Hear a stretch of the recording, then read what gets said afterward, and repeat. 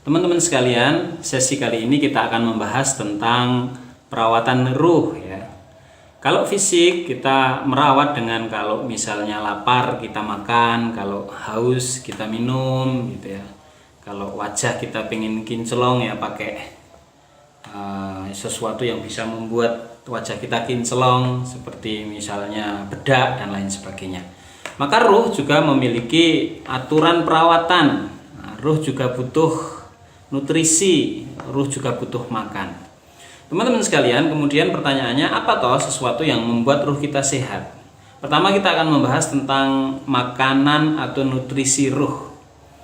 Seperti yang kita ketahui, ruh dibagi menjadi 3 unsur. Yang pertama adalah akal, yang kedua adalah nafsu, dan yang ketiga adalah jiwa.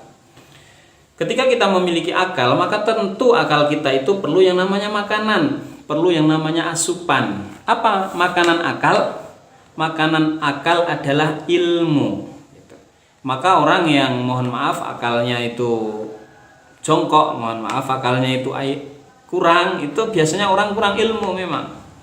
Maka biasanya tingkat pendidikan atau tingkat keilmuan itu akan menentukan kapasitas otak seseorang atau kapasitas akal seseorang. Maka ketika akal kita kurang ilmu, maka seperti halnya tubuh yang kurang makanan dan nutrisi.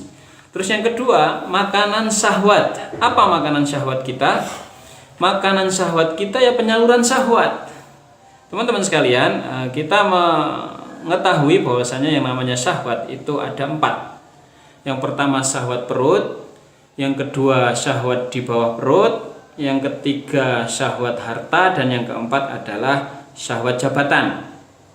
Maka syahwat perut itu harus diisi dengan makan. Syahwat di bawah perut harus disalurkan dengan nikah. Coba kalau orang itu sudah syahwat di bawah perutnya bergejolak gitu, nggak ketemu pasangan, bisa kiamat dunia itu ya kan. Terus kemudian yang ketiga syahwat harta. Maka orang harus mencari harta. Kalau orang nggak mencari harta, maka wassalamualaikum dunia ini, betul nggak?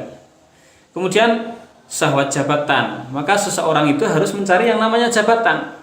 Karena kalau di dunia ini nggak ada orang yang mencari jabatan, juga tidak akan ada yang mengatur tatanan sosial. Kemudian yang terakhir, kita memiliki jiwa atau ruh ya. Jiwa atau perwakilan ruh itu. Apa makanan jiwa? Seperti halnya yang telah kita bahas, jiwa itu fitrahnya adalah mempercayai adanya Allah. Maka makanan jiwa itu adalah ibadah. Makanan jiwa itu ingat kepada Allah. Makanan jiwa itu berbuat baik gitu ya, bisa berkorban untuk orang lain, bisa memberi kepada orang lain. Maka kalau ingin jiwanya sehat, dekatkan diri dengan Allah, banyak beribadah, kemudian banyak berbuat hal-hal yang bermanfaat dan hal-hal yang baik. Teman-teman sekalian, dengan kita mengetahui apa yang menjadi makanan ruh kita, yuk kita sehatkan jiwa kita dengan sesuatu ilmu yang telah kita dapatkan ini.